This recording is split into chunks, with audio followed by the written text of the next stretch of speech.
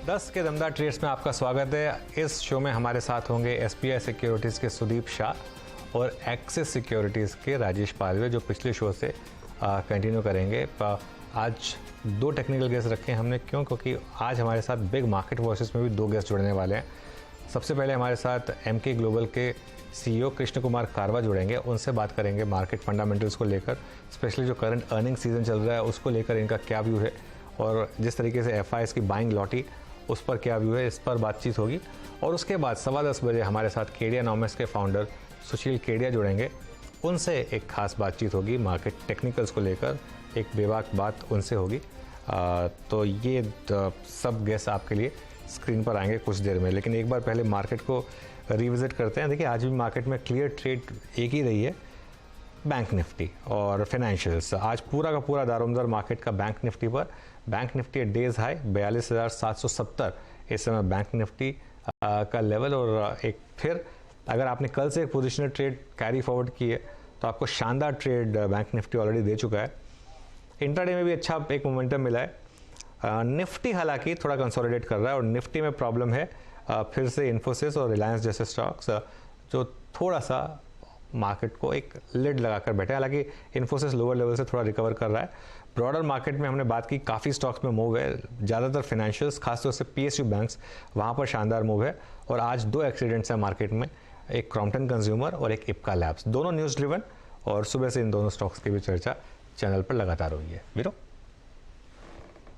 जी हाँ, आपने पूरी व्याख्या रख दी। अनुज, अब एक काम करते हैं, आप निफ्टी आपकी स्क्रीन पे जब लगभग 17,734 पे है और 42,743 पे निफ्टी बैंक डे हाई पर है। क्लियरली आप देखें जो बात अनुज ने कही कि रिलायंस का और निफ्टी आईटी का जो आई थिंक बैकफुट पे आना, वो थोड़ा सा निफ्टी के लिए इस वक्त एक थोड़ा सा दिक्कत का सबब है। अदरवाइज बैंक्स अच्छा करते हैं। Look at SBI. आज पैनल की हमारी कॉल्स में से सबसे खूबसूरत कॉल अगर कोई रही है तो that's SBI. Now it's day high 562, super swing देता हुआ एसबीआई। राजेश पालवे जी, कार्यक्रम में एक बार फिर से आपका स्वागत है। आपकी इंडस्ट्रीज पर फ्रेश अप्रोच और आपके दो कन्विक्शन आइडियाज। तो वीरेंद्र जी, देखिए इंडेक्स पे व्यू तो पॉजिटिव ही है और जिस तरीके से निफ्टी होल्ड आउट कर रहा है 17,700, तो हम एक्सपेक्ट कर रहे हैं कि यहाँ पे आज ड्यूरिंग द डे एक अप मूव यहाँ से कंटिन्यू होते हुए दिख सकता है और 17,800 की तरफ जरूर निफ्टी स्पॉट पे हमें लगता है कि अप्रोच करते हुए दिखना चाहिए। 17,800 क्रिटिकल है, वो लेवल क्रॉस होंगे तो एक शॉर्ट कवरिंग का मूव भी बनते हुए दिख सकता है मार्केट में। तो ओवरऑल बाय ऑन डिप्स की ही स्ट्रेटेजी रखना है। 17,630 के आसपास के स्टॉप लॉस है, जब तक ये लेवल अब नहीं टूटता है कोई भी छोटी मोटी डिप में बाय करना। बैंक निफ्टी पे व्यू पॉजिटिव है। 42,800 इमीडिएट लेवल है, तो ये लेवल क्रॉस होंगे तो ये 43,200 की तरफ बैंक निफ्टी बढ़ेगा। तो बैंक निफ्टी का सेटअप वन नॉच बेटर है क्योंकि बैंकिंग स्टॉक्स में एक अच्छा मोमेंटम है। जैसा कि आपने बताया पीएसयू बैंक में, यस, एसबीआई पे हमारा व्यू पॉजिटिव है और एसबीआई जिस तरीके से मोमेंटम बना रहा है, हमें लगता है एसबीआई का नेक्स्ट टारगेट जो बन सकता है वो 575 580 की तरफ आते हुए दिख सकता है। तो यहाँ पे पोजीशन लॉन्ग होल्ड रखने की सलाह है और स्टॉप लॉस जो होंगे वो करीब होंगे इसमें 550 के आसपास। जो दूसरा स्टॉक हमें अट्रैक्टिव लग रहा है वो जुबिलेंट फूड का है। एक करेक्शन के बाद यहाँ पे स्टॉक ने एक फॉलिंग ट्रेंड लाइन का ब्रेकआउट यहाँ पे डेली चार्ट पे दिया है। स्टॉक अब अपने 20 डे 50 डे मूविंग एवरेज के ऊपर सस्टेन कर रहा है और जिस तरीके से पूरे सेक्टर में ही आज बाइंग इंटरेस्ट बना हुआ है, हमें लगता है जुबिलेंट फूड एक करेक्शन के बाद यहाँ से एक अच्छा मोमेंटम कंटिन्यू करते हुए दिख सकता है। 465 470 तक की अपसाइड के टारगेट प्रोजेक्ट कर रहे हैं फ्यूचर्स में। स्टॉप लॉस होगा करीब 444 के आसपास। चलिए, फिर ये हो गई बात इस समय जुबिलेंट फूड की। 3-4 दिन से अच्छा मोमेंटम है जुबिलेंट फूड में। सुदीप शाह को भी जोड़ लेते हैं हमारे साथ। Sudeep, good morning. सुदीप, आपकी ट्रेड इस समय की? गुड मॉर्निंग अनुज। मेरा पहला ट्रेड है आईडीएफसी फर्स्ट बैंक। आईडीएफसी हमने ये देखा है पिछले कुछ दिनों में जो हिसाब से ये आईसीआईसीआई बैंक के रिजल्ट्स आए हैं उसके बाद mid size bank, private bank, ये सब में एक बहुत अच्छा बाइंग आया है। और आईडीएफसी फर्स्ट बैंक अगर हम देखें तो सारे अपने मूविंग एवरेजेस के ऊपर है। पिछले कुछ दिनों में कंसोलिडेशन के बाद ब्रेकआउट भी दे रहा है और स्टॉक जो 9 मार्च का उसका जो स्विंग आई है 5780 का, ये उसके ऊपर भी सस्टेन कर रहा है। तो मुझे लग रहा है एक अच्छा मोमेंटम बना हुआ है और 57.30 के स्टॉप लॉस के साथ 61 63 के टारगेट्स हम आईडीएफसी फर्स्ट बैंक में आते हुए देख पाएंगे। ओके, आईडीएफसी फर्स्ट बैंक आपके प्रेफर्ड कॉल्स में शामिल हैं और 2-3 स्टॉक्स को देख लेते हैं जो कि अच्छा मूव दे रहे हैं। एक बार आप लेके आइए कैन फिन होम्स को। आज एनबीएफसीज में बहुत स्ट्रॉन्ग स्विंग है, इसमें कोई राय नहीं। अब आप देखिए ना, Indiabulls housing finance top gainer है डेरिवेटिव्स में। उसके बाद बैंक्स लगे हुए हैं क्रमबद्ध तरीके से। Then we have REC, Power Finance Corporation, Bajaj Finance करीब 0.2% ऊपर है। रियल स्टेट अच्छा कर रहा है, तो rate sensitives, NBFCs, small banks, PSU banks वाकई अच्छा करते हुए। एक बार कैनफिन होम्स लेके आइए। राजेश पालवे जी, कैनफिन होम्स पे आपका टेक बहुत सीरियस एफर्ट कर रहा है ये स्टॉक हायर लेवल्स पे सस्टेन करने का। अब आप देखिए ना, कल की जो जर्नी से स्टार्ट हुई वो हुई थी क्लस्टर ऑफ मूविंग एवरेजेस के ऊपर से। अब ये टेस्ट कर रहा है उस कैंडल को जहां से प्रेशर शुरू हुआ था, 11 अप्रैल की वो कैंडल। 584 पे आपका प्राइस आउटलुक है इस पे? बिल्कुल, काफी स्ट्रॉन्ग मोमेंटम बना हुआ है। 2 वीक की एक माइल्ड प्रॉफिट बुकिंग के बाद वापस से करंट वीक में एक अच्छा मोमेंटम कैनफिन होम में बनते हुए दिख रहा है। स्टॉक को देखें तो ओवरऑल वीकली सेटअप के हिसाब से भी अप स्लोपिंग चैनल में ही ट्रेवल कर रहा है और स्टॉक का स्ट्रक्चर पॉजिटिव है। हमें लगता है ये स्टॉक में बने रहना चाहिए। यहाँ पे करंट लेवल से बाय किया जा सकता है। 575 का स्टॉप लॉस होगा और अपसाइड में हमें लग रहा है ये स्टॉक में जो सेटअप बने हुए हैं, ये स्टॉक 610 की तरफ भी बढ़ते हुए दिख सकता है, तो बाय करने की ही सलाह कैनफिन होम। कैनफिन होम्स अच्छा करता हुआ डे हाई की ट्रैजेक्टरी में आके ट्रेड कर रहा है, अच्छा स्विंग देता हुआ। निफ्टी बैंक अब धीरे धीरे पूरे सीरियस एफर्ट कर रहा है अपने उस 42,800 के जोन को छूने के लिए। 42,800 एक लेवल था, 42,725-50। दरअसल वो 25 जनवरी की बड़ी कैंडल जिसमें हम एंटर कर गए थे, आप समझ लीजिएगा 13 अप्रैल को। अब हम उसके हाईएस्ट क्लस्टर को तोड़ चुके हैं। मतलब ये वो कैंडल है, याद रखिएगा, जिस दिन वो अदानी वाले सागा शुरू हुआ था 25 जनवरी को, और वो मेगा सेल कैंडल क्रिएट हुई थी बैंक निफ्टी में। अब उसके हाई को हम क्रॉस कर चुके हैं। राजेश पालवे जी, आपका सुबह का दिया हुआ ट्रेड मैरिको अब बहुत अच्छा कर रहा है। मैरिको लेके आइए आपकी स्क्रीन पे, इट्स 481 नाउ। देखिए इस कार्यक्रम के दौरान क्या वाइल्ड स्विंग आया। मेरे ख्याल से ये कॉल गई थी स्क्रीन पे 9 करीब 24 के आसपास या 25 के आसपास। उस वक्त लेवल था 476, नाउ इट्स 482। क्या करें, प्रॉफिट्स को कैश में कन्वर्ट कर लें या ट्रेल करें राजेश पालवे जी? नहीं वीरेंद्र जी, हमें लगता है होल्ड करना चाहिए। एक फॉलिंग चैनल का ब्रेकआउट आज होते हुए दिख रहा है डेली चार्ट पे, और ये स्टॉक में करेक्शन ऑलरेडी हो चुका था और अब ये स्टॉक हमें लग रहा है 488 की तरफ बढ़ेगा। तो स्टॉप लॉस को कॉस्ट के आसपास ट्रेल कर ले और होल्ड करें पोजीशन। हमें लगता है ये momentum during the day extend होते हुए दिख सकता है। 488 एटलीस्ट हमें लगता है वहां तक के लिए होल्ड करें, वहां पे प्रॉफिट बुक करने की सलाह देगी। ओके, चलिए फिर एक काम करते हैं। अब बिग मार्केट वॉइसेस में हमारे साथ एमके ग्लोबल के कृष्ण कुमार कारवा जुड़ गए हैं। कृष्णा जी को मार्केट ट्रैक करने का एक बहुत लंबा एक्सपीरियंस रहा है और काफ़ी समय से मैं उनसे बात करता आया हूं। कृष्णा जी, गुड मॉर्निंग, शुक्रिया जुड़ने के लिए हमारे साथ आज। सर धन्यवाद। पहले तो मार्केट पर दिनों बाद मिले अपने। हाँ, काफ़ी समय के बाद बातचीत हो रही है। पिछली मुलाकात में मैं था नहीं, इसके लिए आपसे बातचीत हो नहीं पाई थी, लेकिन अच्छा लगा आपसे बात करके। इस समय अब मार्केट को लेकर क्या व्यू बन रहा है, क्योंकि एक आईटी को छोड़ दें तो बाकी सारे के सारे सेक्टर से काफ़ी अच्छा एक पॉजिटिव रुझान दिखा रहे हैं। बैंकों में ज़बरदस्त तेज़ी है, सारे के सारे एफएमसीजी, ऑटोज़, डोमेस्टिक कंज्यूमिंग जितने भी स्टॉक्स हैं वहाँ पर तेज़ी है। तो अब इस समय आपका एक ओवरऑल व्यू क्या है मार्केट को लेकर? देखिए, अगर निफ्टी को अगर ट्रैक करेंगे तो शायद कंफ्यूज हो जाएंगे, बिकॉज वहां पे थोड़ा सा कंसोलिडेशन जैसा दिख रहा है। बट आप ब्रेड्थ ऑफ द मार्केट देखिए तो जो वीकनेस था मार्केट में से इन मार्च, पिछले 1 महीने से मार्केट काफी स्ट्रांग है। ब्रेड्थ ऑफ द मार्केट बहुत बेटर हो गया है and I think somewhere investors are feeling comfortable in investing in the small mid cap. Breadth better होते जा रहा है और बैंकिंग के जो रिजल्ट्स भी आए हैं तो उसके बाद आप देखेंगे तो नो डाउट शेयर्स ऊपर नहीं गए हैं, बट एटलीस्ट कंसोलिडेट कर रहे हैं और ऐसा लग रहा है कि धीरे धीरे उनका मूवमेंट ऊपर की तरफ है। तो शॉर्ट टर्म में ऐसा लग रहा है कि निफ्टी पे कंसंट्रेट करेंगे तो शायद अपने ब्रॉड मार्केट के मूव्स को मिस कर सकते हैं। हैविंग सेड दैट, मुझे लगता है कि आने वाला 1 साल थोड़ा सा कंसोलिडेशन जैसा ही रहेगा काफ़ी इवेंट्स हैं अपने मॉनसून वगैरह को लेके, ग्लोबल भी लिक्विडिटी वगैरह कंसर्न अभी भी बने हुए हैं। तो शायद एक साल आपको निफ्टी में शायद रिटर्न नहीं बनेंगे, बट अगर एस्ट्यूट स्टॉक पिकिंग वगैरह आप ध्यान दें तो शायद पोर्टफोलियो पे रिटर्न्स बेटर हो सकते हैं। ओके तो ब्रॉडर मार्केट वाली जो बात आपने बोली कृष्णा, बिल्कुल सही बोली, क्योंकि मार्च में सबको ये लग रहा था, मैंने मार्च में एक एनालिसिस प्रेजेंट किया था कि इतनी ब्रूटल बेयर मार्केट थी। अब ये जो अप्रैल में शिफ्ट आया है ब्रॉडर मार्केट में अपटर्न का, वहाँ पर आपका इस समय प्रिफर्ड थीम्स क्या होंगी? है मुझे पता आप इंडिविजुअल स्टॉक्स की बात नहीं करेंगे, लेकिन प्रिफर्ड थीम्स क्या रहेंगी आपके लिए यहाँ से सर? देखिए, 2-3 सेक्टर है जहाँ पे मुझे लगता है कि अपॉर्चुनिटी बन रही है। एक तो टोटली एनबीएफसी सेक्टर है, वहाँ पे भी रिजल्ट्स भी वहाँ पे भी बेटर होंगे, तो and even the smaller PSU banks etcetera, तो वो पूरा सेगमेंट में आपको रिटर्न्स बेटर बनने चाहिए।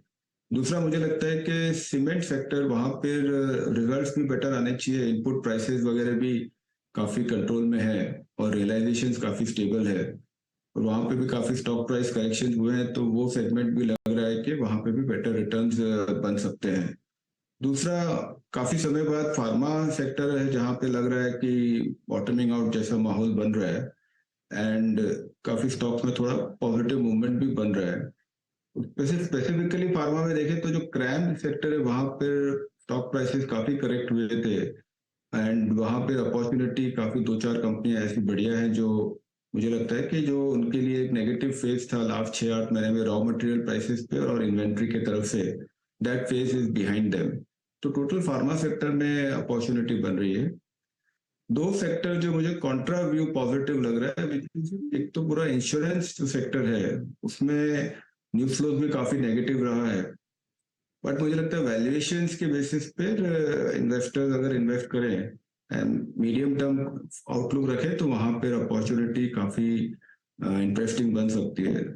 अनदर सेक्टर वेयर मुझे लग रहा है कि अपॉर्चुनिटी बहुत बेटर है is the whole broking, wealth management, asset management businesses where currently सब हेडविंड्स है, एंड उसी वजह से आप देखेंगे तो वैल्यूएशंस बहुत ही रीजनेबल है, बट मुझे लगता है ये बिजनेस सिक्लिकल लो के आसपास है, तो यहाँ से आप इन्वेस्ट करें तो 2 साल के हिसाब से देखेंगे तो अपॉर्चुनिटीज है। तो these are some of the broad factor जहाँ मुझे हमारा इन्वेस्टर्स को रिक्वेस्ट है कि वो इन्वेस्ट करें। ओके, तो अगर आप देखें ये 4-5 सेक्टर्स का जिक्र किया यहाँ पर सर ने।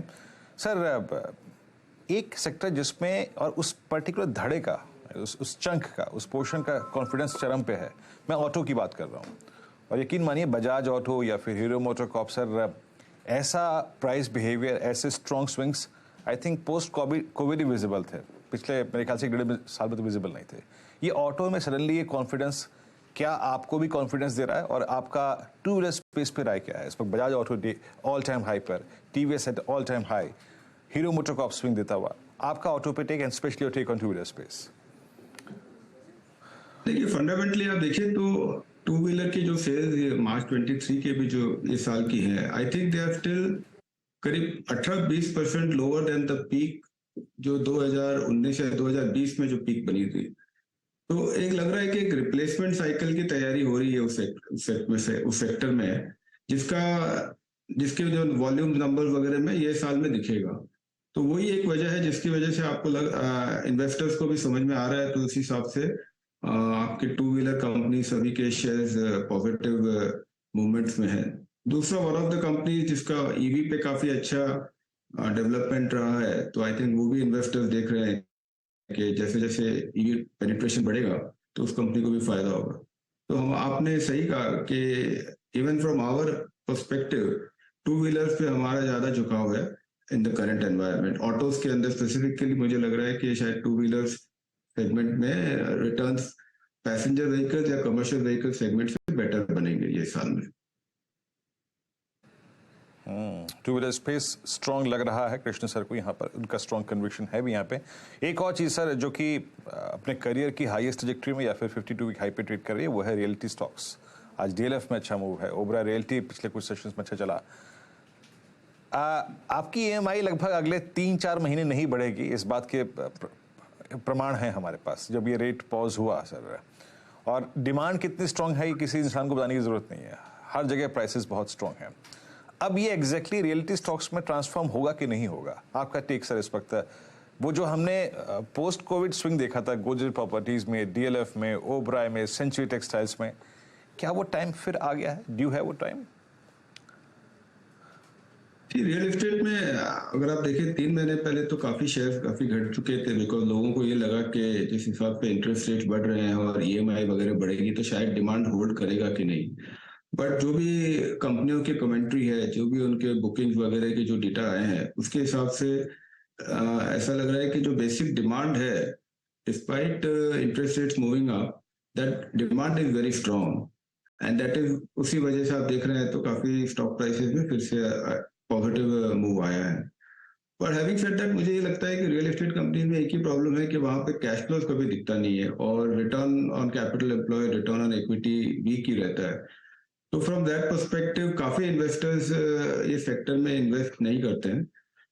बट हैविंग सेड दैट, मुझे लगता है कि रियल एस्टेट में ये स्टॉक्स के जो मूव है वो एक टाइम हो गया है, अब थोड़ा सा वेट करना चाहिए, अगले क्वार्टर में कैसे सेल्स कैसे मेंटेन रहती है वगैरह थोड़ा देखना चाहिए, बिकॉज नेक्स्ट 1 साल इकोनॉमी के हिसाब से भी थोड़ा सा चैलेंजिंग हो सकता है। तो थोड़ा सा एक मूव हो गया है, ऐसा मेरा मानना है। ओके, चलिए हमने टच अपॉन किया था इस बात पर, लेकिन इन्फोसिस के डिजास्टर्स नंबर्स और गाइडेंस के बाद जो एक शॉकर था मार्केट के लिए, एक कॉन्फिडेंस हिला काफ़ी कृष्णा जी। लेकिन अब वैल्यूएशंस जो पिछले पूरे साल प्रोहिबिटिव रहे, अब एटलीस्ट लार्ज कैप आईटी में वापस मीन या मीडियन की तरफ आ गए हैं। क्या यहाँ पर अब स्लोली इन्वेस्ट किया जाए? ये हमारे कई रिटेल दर्शक पूछते हैं, खासतौर से इन्फोसिस को लेकर या इवन पूरी लार्ज कैप आईटी को लेकर। आपका इस समय व्यू क्या है, आपका हाउस व्यू क्या है? मुझे लगता है कि लार्ज कैप आईटी ब्रॉडली जितना करेक्शन होना था वो ऑलमोस्ट डन विद है। देखिए, आखिरी 10% तो कोई पकड़ नहीं सकता है। तो 2 तरीके से इन्वेस्टर इसमें ट्रीट कर सकते हैं कि slowly and steadily SIP type investment करें, सॉलिड कंपनीज है, 8-10% की ग्रोथ तो गिवन है कोई क्वार्टर आगे पीछे, तो या फिर एक क्वार्टर वेट करके अगले क्वार्टर में कैसे कमेंट्री और क्या गाइडेंस वगैरह रहता है और ग्लोबल एनवायरनमेंट कैसे हो, उस हिसाब से आप इन्वेस्ट कर सकते हो। But strong cash flow, strong management है और you can not do with IT services. अब कोई कंपनी 8% ग्रो करेगी, कोई 12% ग्रो करेगी, उसी में फर्क है। तो broadly IT company, large cap IT company में अगर इन्वेस्टर्स पेशेंस के साथ इन्वेस्ट करें तो we are almost there, that शुरुआत कर देनी चाहिए इन्वेस्ट करने के लिए, एंड थोड़ा पेशेंस रखना चाहिए और एवरेज करने के जगह रखनी चाहिए। ओके, एवरेज करने की जगह रखनी चाहिए। चलिए कृष्णा सर, शुक्रिया आज हमारे साथ जुड़ने के लिए और थैंक यू वेरी मच सारे सेक्टर्स पर बात करने के लिए।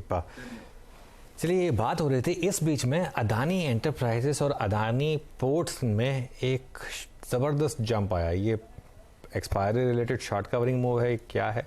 लेकिन अदानी एंटरप्राइजेस का स्टॉक देखिए, एकदम से निफ्टी का टॉप गेनर बना, ये 4% का मूव। जैसा मैं कह रहा हूँ, सारी की सारी जब ये चर्चा चल रही थी तब ये मूव आया। और अदानी पोर्ट्स में भी आया एक्चुअली मूव, हालांकि उतना बड़ा नहीं है अदानी पोर्ट्स में, लेकिन 1.5% मूव अदानी पोर्ट्स में भी है। एंटरप्राइज में ज़्यादा बड़ा मूव आया है। अब बात कर लेते हैं, हमारे साथ हमारे दूसरे एक्सपर्ट जुड़ गए हैं, केडियानॉमिक्स के फाउंडर सुशील केडिया। Sushil ji, good morning. तो पहले तो इंडेक्स पे बात हो जाए, वो आपकी 1000 पॉइंट की रैली तो प्ले आउट हो गई। अब नेक्स्ट बिग बोल्ड कॉल क्या है? अब आप ये तो नहीं कह रहे कि अब हम वापस 1000 पॉइंट की डिक्लाइन देखेंगे? क्या व्यू होगा आपका इस समय निफ्टी और बैंक निफ्टी को लेकर? अनुज, मैं आशा करता हूं शायद मेरे लैपटॉप से चार्ट दिख रही होगी। 1000 पॉइंट की रैली होने के बाद 5 दिन तक जो बाजार नरम रहा, खासकर इन्फोसिस ने जब हौसलों की कमर तोड़ दी, तो एक बार तो बड़ा सेल सिग्नल आ गया था कि वापस हम 1000 पॉइंट क्या 1500 पॉइंट भी नीचे जाएंगे। बट ये 5 दिन बाजार ने जो बहुत मीठे मीठे नीचे उतरने का काम किया और फिर कुछ और रिजल्ट्स के साथ ये ट्रायंगल पैटर्न बनके ऊपर का ब्रेकआउट दे चुका है। तो हमारी इस जोन में जब हम 17,000 के आसपास थे, बात हुई थी तकरीबन 1000 पॉइंट और 18,150 तक हम जा सकते हैं। तो मुझे लगता है कि वापस एक बार 18,150, 18,200 तक की चाल निकल पड़ी है और 100% कुछ नहीं होता है। 18,150 की चाल लगता है फिलहाल शुरू हो गई, पर अगर ये वापस घूम करके 4 दिन बंद भाव के नीचे बंद आ जाएगा तो 18,150 को अबैंडन करके हमें फिर शॉर्ट करना पड़ेगा। एक बहुत महत्वपूर्ण बात जो इंडिसेस पर है कि ये कोई बुल मार्केट के राइजिंग पैटर्न्स नहीं है जहां पर आप बहुत कॉन्फिडेंट हो सको। ये बेयर मार्केट रैली ही है डेफिनेटली इंडिसेस में, तो जहां पर रैली का मतलब ये है कि ये क्षण भंगुर कभी भी अचानक से इसका चित्र बदल सकता है। तो मैं वापस ये बात कहना चाहूंगा, इंडिसेस हमारी विवशता है जिन्हें हम इग्नोर नहीं कर सकते, उसमें व्यापार करना ही पड़ता है, पर जो विशेष मौके हैं वो स्टॉक्स में है। तो अगर निफ्टी के साथ साथ अगर मैं बैंक निफ्टी भी कह लूं, बैंक निफ्टी ने भी करीब करीब 4-5 दिन इसी तरह एक मंदी का सा रुख बनाया, आपके वो शोले पिक्चर वाले धर्मेंद्र वाला कांड कर दिया इसने, और अब हो सकता है कि एक बार 43,700 तक भी बैंक निफ्टी चली जाए तो कोई अचंभा नहीं करना चाहिए, और वो नहीं भी जाएगी, घूम जाएगी तो हमें दोबारा बीच में बेचना पड़ेगा। ओके, तो बैंक निफ्टी तो क्योंकि आपने बैंक निफ्टी की बात की, एसबीआई का चार्ट देखिए एक बार, यहाँ पर क्या व्यू बनेगा सुशील जी, क्योंकि काफी शानदार मूव पिछले 2-3 दिन में। एसबीआई और कोटक जो है लार्ज कैप बैंक्स में दो लैगार्ड्स हैं जो अभी भी मोर्चे को संभाले हुए हैं, पर अगर मैं एसबीआई की चार्ट पर आऊं, मुझे लगता है करीब करीब 570-75 के ऊपर जाना इसका कठिन है, दम तोड़ देगा। तो अब यहां से जो अंत के 15-20 रुपए मैक्सिमम जो बचे हैं 3 से 4%, तो बिल्कुल कोई short term nimble footed trader है तो उसको खेलना चाहिए, पर जैसे ही ये अप ट्रेंड लाइन टूटेगी और 2-4 दिन लग सकते हैं, तो अगला फॉल एसबीआई में कितना भीषण हो सकता है इस वक्त मैं कहूंगा तो हो सकता है बहुत निंदा होगी, पर मुझे लगता है 570-72 की तेजी नहीं है, 420 का भाव एसबीआई में आ जाएगा वापस। अच्छा, बैंक्स पे आपकी टिप्पणी हुई, इंडस्ट्रीज पे टिप्पणी हुई। गिरीश सर, एक चीज पूछना चाहूंगा, कल निफ्टी एफएमसीजी इंडेक्स ने एक बड़ा मूव दिया, ऑल टाइम हाई पे चला गया। आईटीसी ने लास्ट वीक एक सुपर स्विंग दिया, ऑल टाइम हाई पे आ गया। एफएमसीजी में क्या डोमिनेट करेगा, किन किन स्टॉक्स को चेज करना चाहिए इस वक्त, आपकी राय? देखिए, एफएमसीजी अपने आप में एक महाद्वीप है और इसमें बहुत सारे राष्ट्र हैं। एयर कंडीशनिंग के स्टॉक्स अलग, आपके वाइट गुड्स के स्टॉक्स अलग, आपके कॉस्मेटिक्स के अलग हो गए, आपके रोजमर्रा के खाने पीने के स्टॉक्स अलग हो गए। तो इन अलग अलग स्टॉक्स में मुझे लगता है आईटीसी तो जो है वो खरगोश और कछुए वाली चाल में ना, आईटीसी अपनी चाल पूरी चल के बैठ गया आराम से।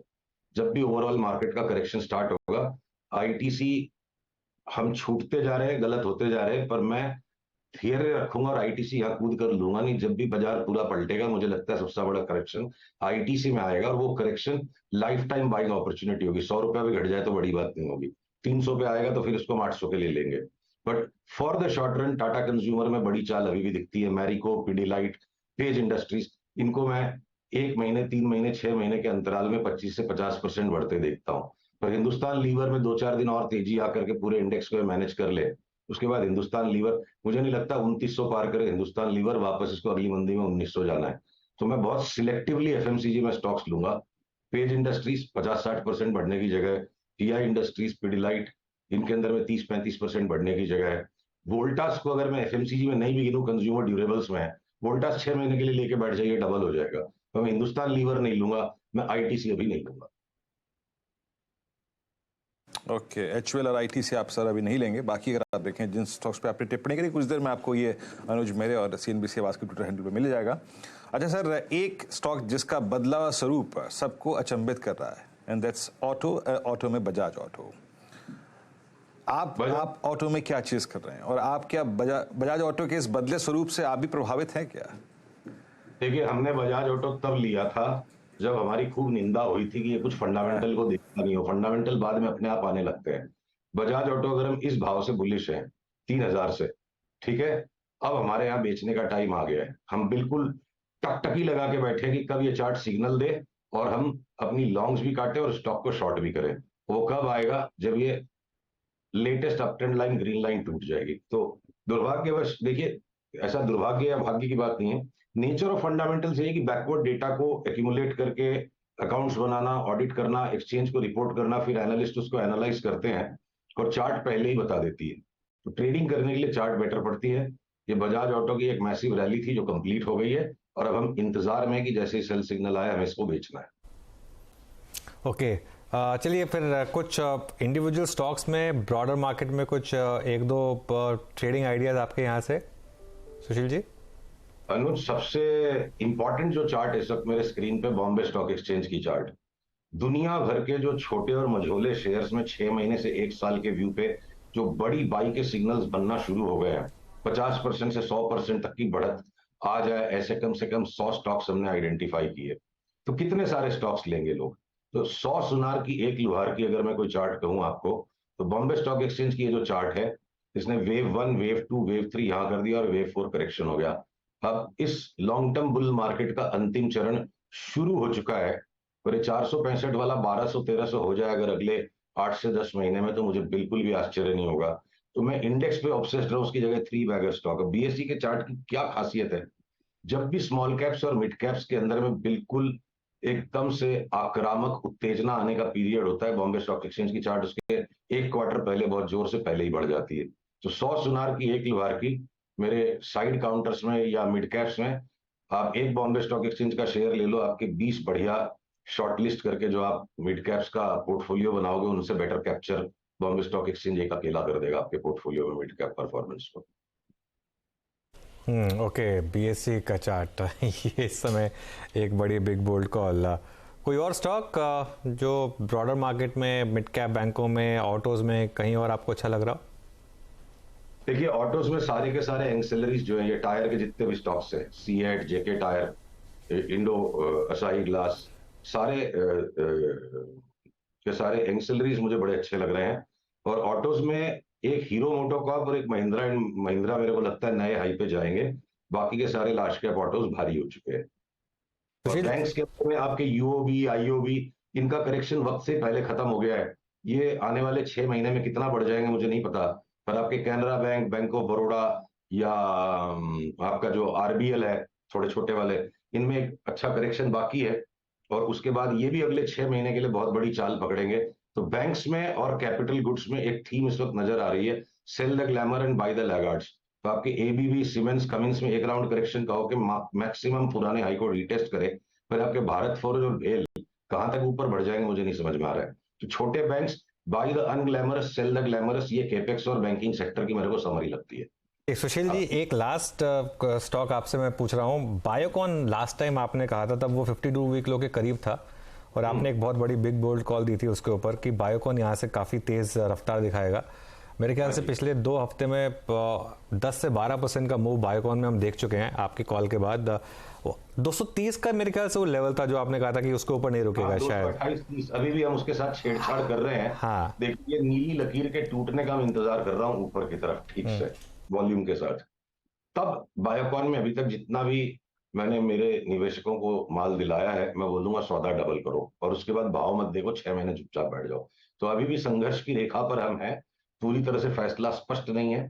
और अगर ये इमीडिएट ब्रेकआउट नहीं भी आएगा, तो हम एक और नया लो बर्दाश्त करने के लिए तैयार हैं, पर हमें बायोकॉन बेचना नहीं है। ओके, बायोकॉन बेचना नहीं है। चलिए, तो बायोकॉन थी आपकी बिग बोल्ड कॉल, और आज की बिग बोल्ड कॉल है बॉम्बे स्टॉक एक्सचेंज। तो ये ध्यान रखेंगे हम। शुक्रिया जुड़ने के लिए हमारे साथ सुशील जी, और फिर अगले मंगलवार आपसे फिर बात करेंगे। अभी एक काम करते हैं, मार्केट एट डेज हाई, और मोमेंटम देखिए इस समय आप क्लियरली बैंक निफ्टी में। हालांकि आज मिड कैप्स ने थोड़ा अंडर परफॉर्म किया है, कल भी रिलेटिव अंडर परफॉर्मर ही थे मिड कैप, लेकिन निफ्टी डे हाई पर और बैंक निफ्टी भी करीब करीब डे हाई पर। लेकिन आज का star Nifty PSU bank index, वहाँ पर सबसे ज़्यादा तेज़ी। तो वीरू और मुझे आप इस समय इजाज़त दीजिए, और अगले शो के लिए ट्रेडर्स हॉटलाइन को आगे बढ़ाने के लिए नीरज